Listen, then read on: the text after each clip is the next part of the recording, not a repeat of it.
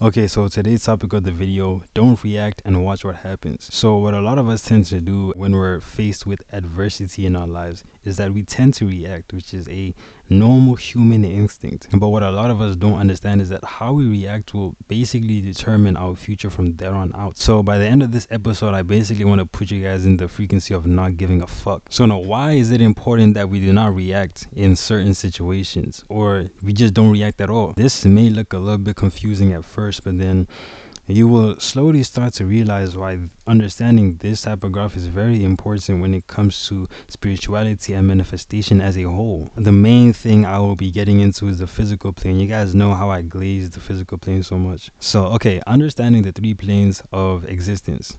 So this is your reality. Reality is basically the life we live in, how we perceive life. This is why there's a saying that goes, there's one world, but 8 billion different realities. You're not all living the same reality simply because we are not all on the same exact frequency. We'll get into all the, frequency, this and that. We will get into all of that very shortly in this video. First, we just need to get down the basics. The three pillars of manifesting your desired reality. So as you said, your reality is basically, everything you ever know, everything that is in life. It's a combination of these three planes: mental, physical, and spiritual. So the mental plane is the realm of cause. The mental plane has no relation to time, which is basically something with the physical. Time basically doesn't exist, but that is a whole topic for a different, time is basically a concept, created in the human mind, but that is all, that is a whole thing for a different video. But what I want you guys to understand from this is that the mental plane is the womb of reality. The mental plane is the womb of reality. I said that twice. That's how you know I mean it. It is almost the beginning of reality. It first begins here and then it is birthed into your reality. Every single thing that is in reality, your phone, your computer, first started off as a mental thought. People received a mental thought and said, wow, let me birth this into reality. This is why it's known as the womb of reality. And then now we're gonna get into the physical plane. Mental plane to physical plane, it's material things. But then what's important to realize from this is that reality is an illusion. Whoa, slow down. Like, what do you mean reality is an illusion? Come on, like, don't you see Albert Einstein, the smart nigga, saying this here? Reality is merely come on, if the smart nigga is saying this shit, then it has to be truth. There has to be some level of truth behind it. Okay, now let's stop all the games.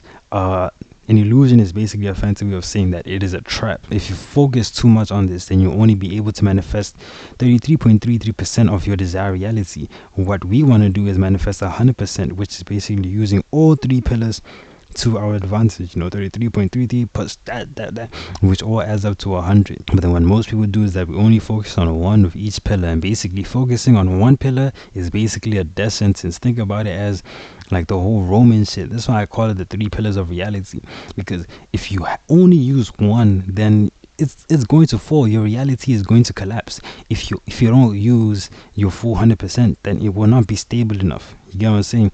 Sure, using 66% is above average. It might work for a couple of times, but then it's not stable enough. It's not going to manifest. You will still experience problems in your day-to-day life. And then the next one is basically the spiritual plane, the plane that connects reality to the higher power.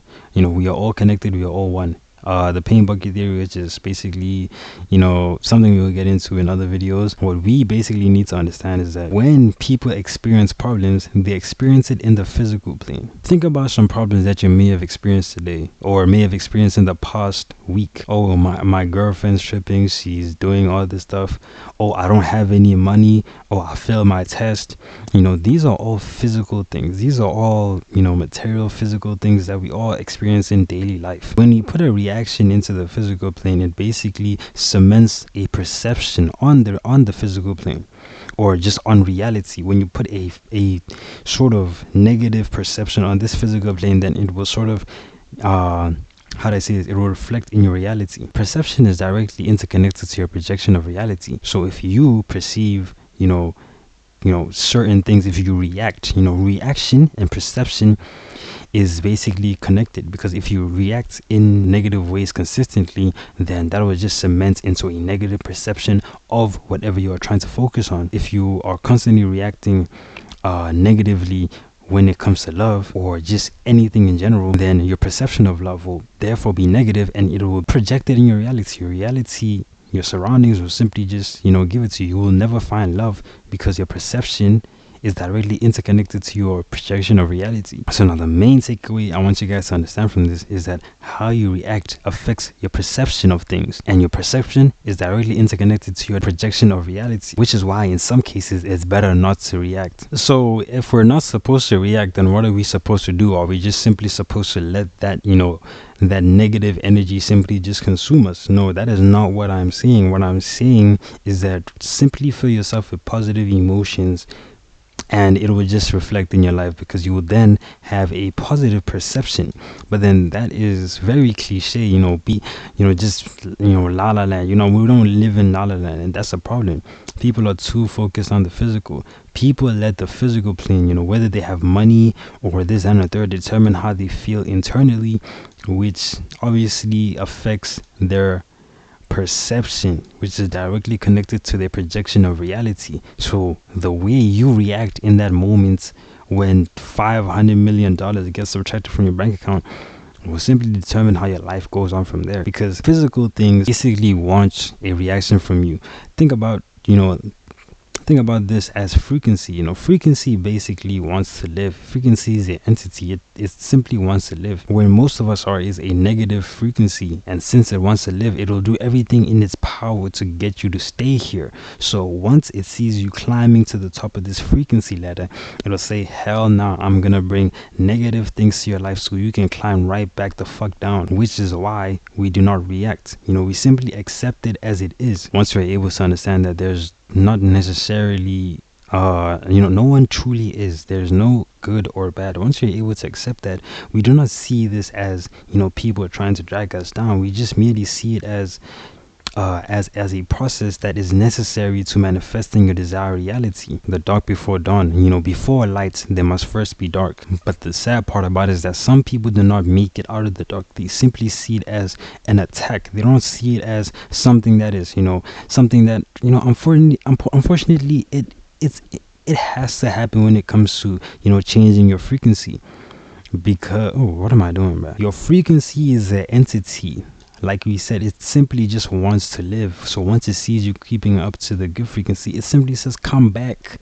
It is quite literally an attention-seeking horde. It wants your attention every single moment of time, because that is how it basically sustains life. Without you being in that bad frequency of saying fuck life, or having all these bad emotions, regret, despair, blame, grief, apathy, having all these bad emotions, it simply does not exist. You will experience resistance when trying to manifest your desired reality, simply because your frequency, your old frequency, is an attention-seeking whore.